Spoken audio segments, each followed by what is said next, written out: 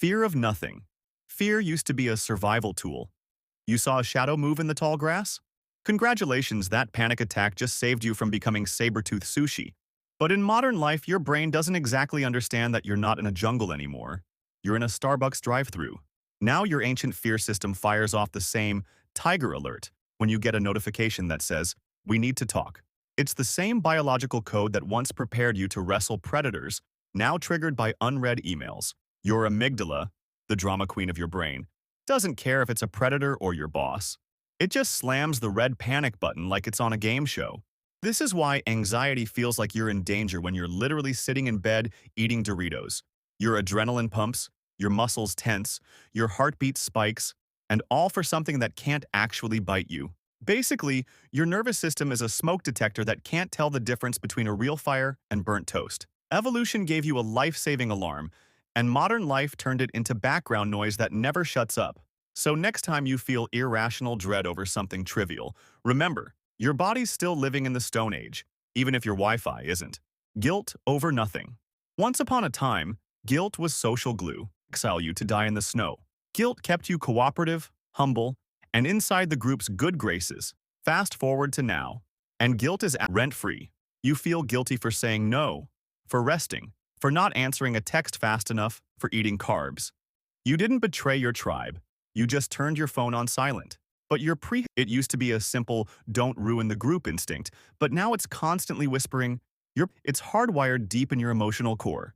You can't uninstall it, but you can update it by reminding yourself that the only tribe judging you now is imaginary people on Instagram. So yeah, guilt once helped humanity thrive. Now it's just the emotional version of made sense. If your partner wandered off with someone else, your genes didn't get passed on. Simple. But in modern life, jealousy's basically a wild raccoon loose in a luxury mall. Confused, overreacting, and chewing on Gucci bags. Now it's comparing you to 7 billion. You're not jealous of your neighbor's cave paintings anymore. Brain treats online images as real social threats. Seeing someone richer, prettier, or happier literally activates the same circuits as being replaced in your tribe. It's not that you're broken. Your brain just thinks Instagram is a mating arena. So when you catch yourself doom scrolling and spiraling, remember, it's not you being insecure. It's your ancient biology screaming, "Why does he have more fruit than me?" Basically, you're running prehistoric emotions on modern hardware, and there's no patch update coming. The achievement hangover. Your ancestors didn't have bucket lists. They had don't get eaten lists. Survive winter, find food, maybe invent fire if there's time. That's it. But today, you hit a goal, and instead of celebrating, your brain goes, "Cool. What's next?" You could literally climb Mount Everest, post it online, and 5 minutes later, your dopamine levels are flatter than your phone battery. That's because your brain's reward system was never meant for constant achievement.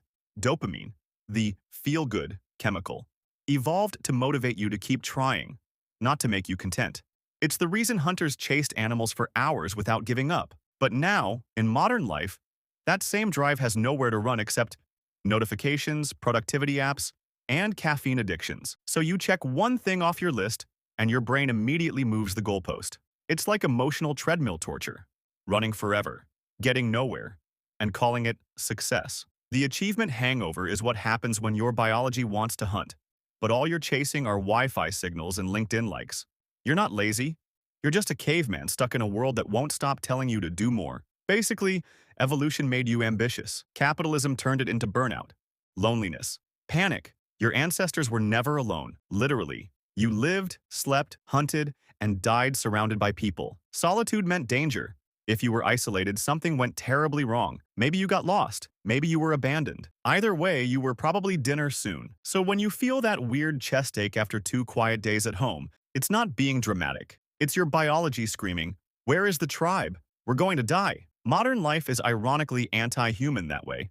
You can be surrounded by thousands online, but still feel emotionally malnourished. Your ancient instincts don't register DMs as hugs. Loneliness panic is one of the most misunderstood emotional bugs of modern living.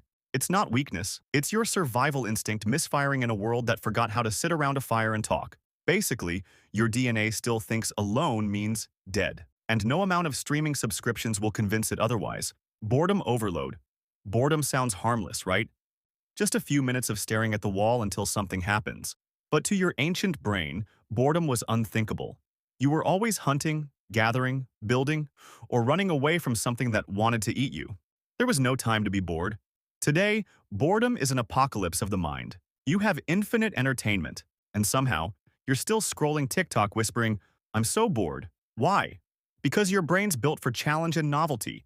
It evolved to seek real change, new landscapes, new smells, new risks. But instead, you're giving it endless digital loops of recycled nonsense. So it panics. It pokes you with restlessness until you do something. Anything.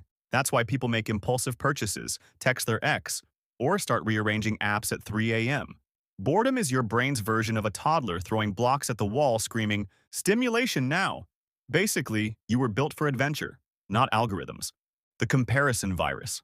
Once upon a time, comparison helped you survive. You looked at the best hunter in the tribe and thought, I should copy him or I'll starve. It was practical, motivating, and limited because your tribe was maybe 40 people. Fast forward to now. You're comparing your life to millions of strangers who only show their highlight reels. Your brain was built for small, local competition, not global humiliation. And yet, it still reacts the same way it did 50,000 years ago. Every time you see someone richer, fitter, or happier online, your brain quietly slides into panic mode.